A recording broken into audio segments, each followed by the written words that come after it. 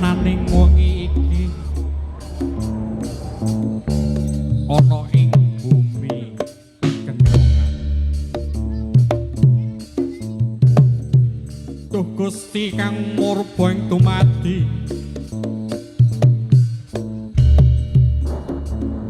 kawula nyuwun kanthi wujud asesanti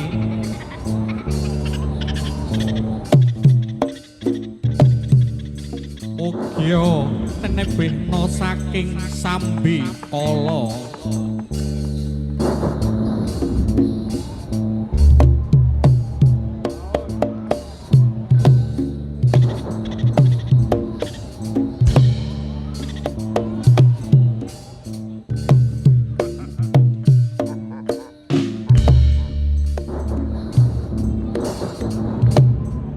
Iki amung sawijining carita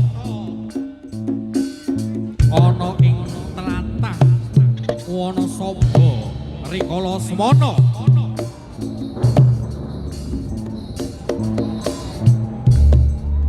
Tumurining buta ana ing alam donya.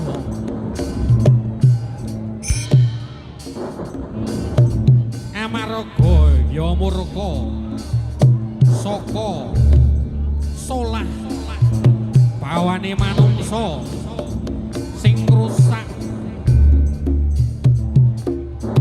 tatanan kahanan alam donya. Gusti, Duh Gusti, kulasana Gusti.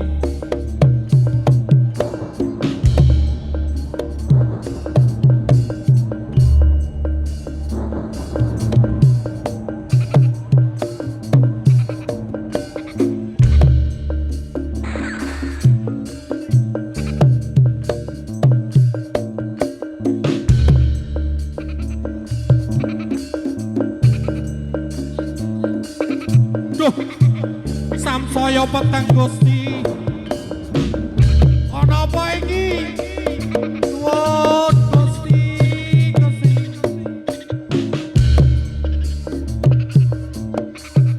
Muga-muga wae ora ana aral apa-apa Gusti. Loh, apa kae? Loh, teko apa kae? Iki Tokyo.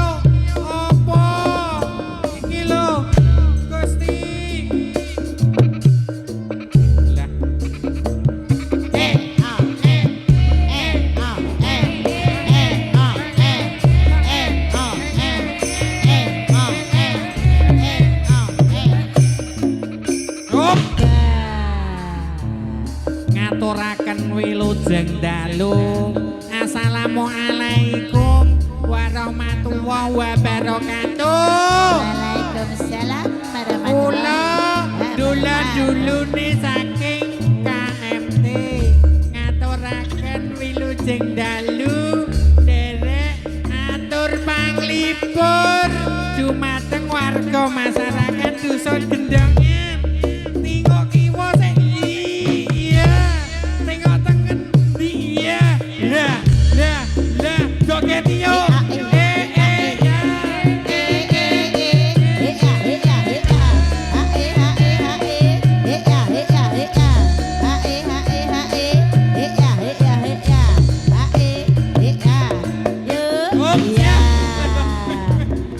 Iki apa iki? Ndase kualik. Iki ndase kualik. Iki ndas apa wujud apa nek watu kok ana matane? Nah, jan Mata yuyu. iki macem-macem kahanane ana ing alam donya. Ana sing wujud dawa gulune, ana sing wujud gedhe ndase. Mula ta aja seneng gawe gampang, aja seneng ngolah-malih kahanan. Joget yo.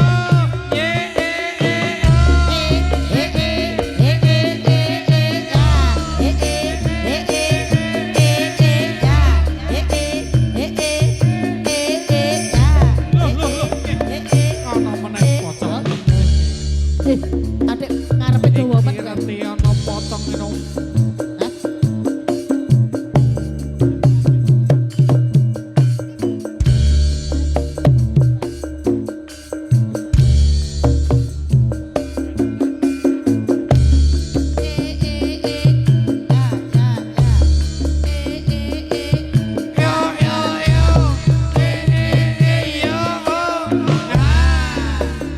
iki ana meneh wujude menungso ning gedhe wetengi gedhe ndase yo yo yo yo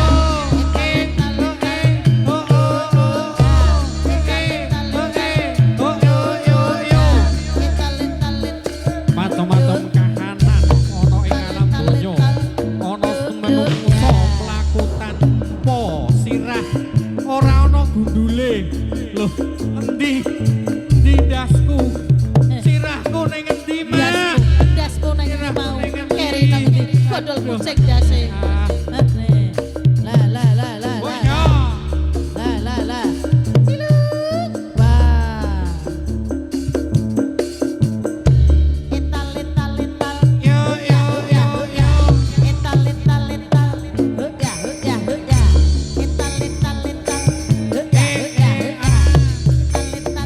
Gusti Gusti kula nyuwun dumateng panjenengan Gusti kang maha kawasa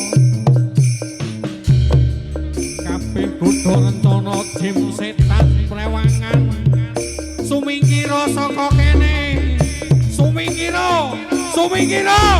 pinggir sirna saka bumi gedongan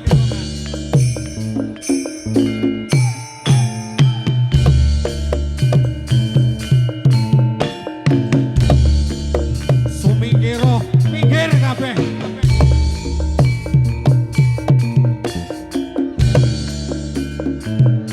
nalika semono buta kang nyuwun marang Gusti kang maha kawasa malih dadi manungsa kang sulistya ing warna minatut ing busana kang sarwa rena mijil dadi satriya ya sang Manggalayuda Sudira